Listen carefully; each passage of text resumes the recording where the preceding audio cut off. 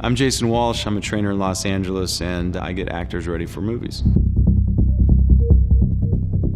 Most of the time, it's going to be something where a studio comes to me and asks me about prepping someone for a role. What we do is we literally have to sit down and figure out what the characteristics are of that role, the variables involved, meaning like, are they going to be in the desert? Are they going to be carrying heavy weight, an exoskeleton? How physical is the role? But a lot of it has to do with, background. Are they a novice? Have they ever trained like this before? Believe it or not, what we're doing is really helping these guys with character building. I want to enforce that character. I want them to feel super free of any type of psychological hindrances. I take a lot of pride in making these guys super strong, move well, fit, resilient, confident, and do it safely. These guys get injured, production shuts down, millions of dollars out the door. Training for a military role. Bradley Cooper came to me through John Krasinski, and he got this big role for American Sniper. For Bradley, it's all in. He wants to become that character. Chris Kyle, 225 pounds, military guy, highly respected and decorated. Bradley Cooper, 185 pounds wet, novice, never trained like this before, not like this, not the kind of weight training that we were going to have to do. I'm going to be honest with you, this was the one that I was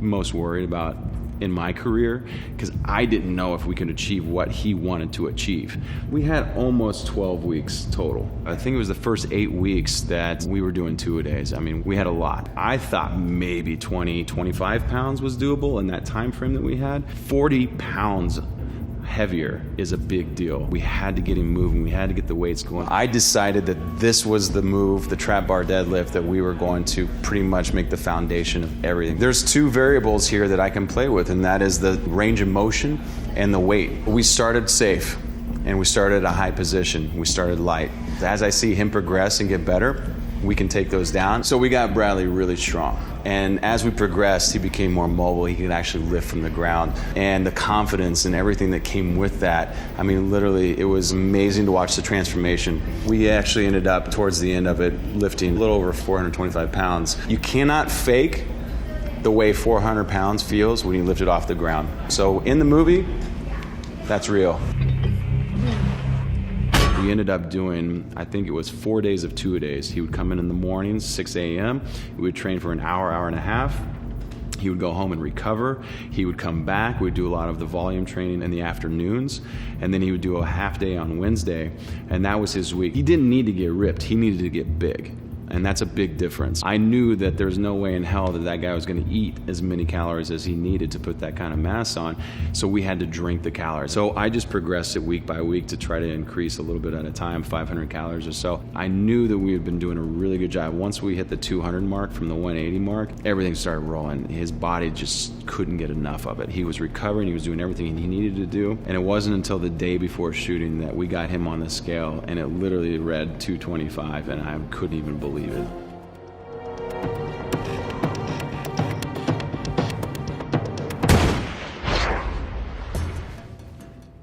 When you think John Krasinski, you think The Office. And he came in with this big smile on his face and was telling me about the possibility of this movie, 13 Hours, and he was going to play a Navy SEAL, way outside of his comedic roles that he's been doing. You wouldn't know it if you just looked at him, but he is extremely strong. The first 4 weeks, we did all strength training. It was 2-a-days, 4 days a week, half day on Wednesday. I was like, let's do it. Let's get the bench press going. He's like, no, you're going to drag that sled from there to there. And I was like, how hard is that? I'm having a heart attack.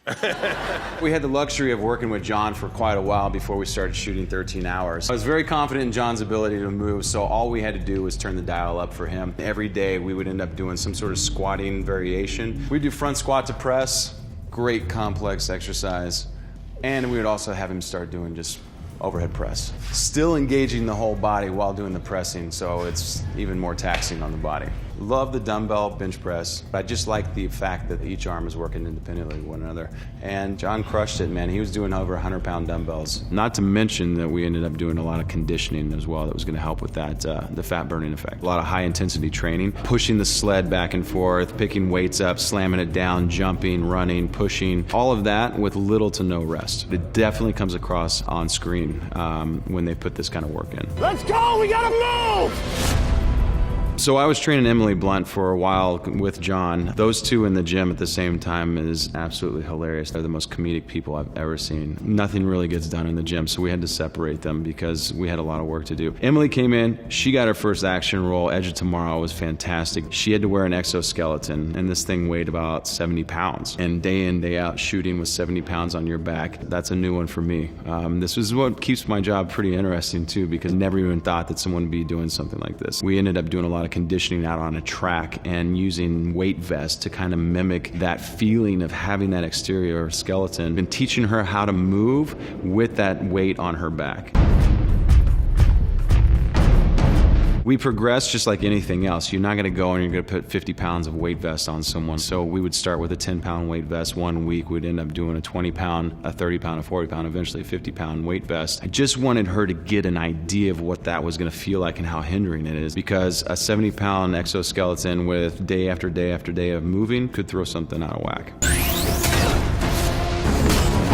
I don't know if you remember in the film, in that incredible scene where she's doing like the full-on push-up, it was kind of an epic scene, and I've actually had a lot of clients come to me saying I want to look like Emily Blunt. Brie Larson for Captain Marvel, she came to me because of Emily Blunt and the way that she looked and performed in that film. Yes? What do you want? Training to become a superhero. Brie Larson, Captain Marvel, she came in, she had the best mentality, she was ready to go. Anything we wanted to do, she was ready for it. We had the proper amount of 12 weeks, which I absolutely love. I knew we were going to knock it out of the park with her. To keep things interesting and fun, you kind of want to set goals. You want to set milestones for these guys, because we got week after week after week of training. So what we try to do is set these short-term and long-term goals that are realistic and sometimes unrealistic, but it's still nice to have them. So we would start with pull-ups. The unassisted pull-up is the big goal for a lot of our women in these action roles and whatnot, because it really just tells us where she's at with her upper body strength. You're told women aren't supposed to have a lot of upper body strength. That's bullshit. They get really, really, really strong pound for pound. For Brie, I think we ended up doing 10 pull-ups straight. 8 chain push-ups with 50 pounds of chains on her back, hip thrusting well over 300 some odd pounds. I mean, this is stuff that most women would think is absolute insanity. Think about it. If you're not able to do a pull-up and then a few weeks later I'm proving to you and you're doing pull-ups, think about what that's doing to you psychologically and mentally. I mean, it's just a reinforcement of who you are and what you're able to do. People don't believe something and then all of a sudden they're able to do these things. It just goes to show that that kind of hard work and dedication is really going to pay off. You get rid of those variables that could be holding you back and you're really able to focus on your acting. You know how to fly this thing? We'll see. That's a yes or no question. Yes. Training for an athletic role. Alison Brie, wow, where to start with her? She's one of the absolute best humans I know. It doesn't matter if it's 6 a.m. She comes in the highest energy of anybody I've ever met in my life, and it's infectious, and everybody in the gym feeds off of it. I was training Alison for, I don't know, maybe even a couple years when she came to me telling me she's gonna be a wrestler. Here we go again with a brand new variable, never trained anybody like this before. Because we had such a nice cushion of time with her, we didn't really have to go into like a 2-a-day type setup. We just trained her 5 days a week. Alison Brie is one of the strongest girls that I know. Pound for pound, the girl's able to crank out 14 pull-ups. She's deadlifting over 200 pounds. She's pushing sleds with 300, 400 pounds on it. Sled training is an absolute staple in all the training that we do, especially for the females. It's a single leg exercise. It works strength, conditioning, everything. We can load it, unload it, pull it, push it. There's so many variations to it. The core is firing from each step, right? And it's this body coordination, and it's fantastic. It was one of our staples for her strength training. One of the biggest compliments I can get is after the shoot, the client comes back and was injury-free. For me, that's the most important thing. The aesthetic thing is fantastic, and I get it, but we want to keep these guys healthy. If you pay attention to Glow, Alison is really doing all of her stunts. And knock on wood, 2 seasons in, hasn't had any injuries. Oh, you may have defeated me today, but this Cold War is only starting. Training for a dance role. Emma Stone, La La Land. Emma came in and she had some issues with her neck and her back and shoulders and things like that. Those things have to be addressed. You don't work around them and hope that they go away. You really go in and try to attack any and all issues that could be holding her back. And for her, the training was a little less dramatic or invasive. A lot of stuff we did was really focusing in and around the hips and the stability and the strength around the hips because of the dancing element. Most of the stuff she was doing was on one leg.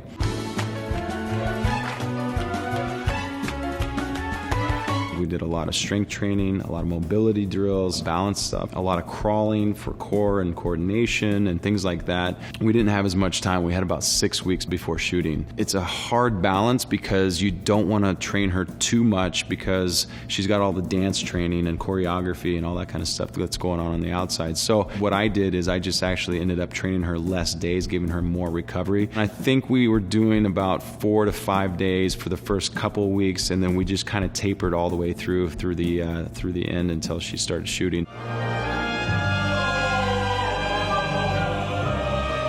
We focused a lot on the posterior chain, a lot of pulling motions, things to get the muscles firing and protecting and stabilizing the spine. We were able to clean up most of the issues with her neck and back. If you can eliminate pain from someone that's been living with pain and they believe that that pain is just part of life, I mean, it's one of the highlights of what I get to do is if I can help eliminate those types of pains.